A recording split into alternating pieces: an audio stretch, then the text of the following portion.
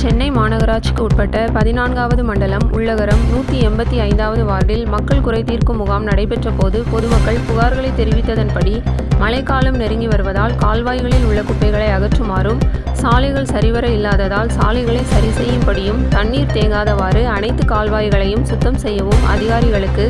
மண்டல குழு தலைவர் பெருங்குடி எஸ்பி ரவிச்சந்திரன் அவர்கள் நேரில் சென்று ஆய்வு செய்து உடனடியாக இந்த பணிகளை முடிக்குமாறு அதிகாரியிடம் அறிவுறுத்தினார். இந்த நிகழ்ச்சியில் 185வது வார்டு மாமன்ற உறுப்பினர் ஷர்மிளா தேவி திவாகர், 185வது திமுக வட்டச் செயலாளர் ஜெ திவாகர் மற்றும் மாநகராட்சி அதிகாரிகள் இணைந்து இந்த ஆய்வினை மேற்கொண்டனர்.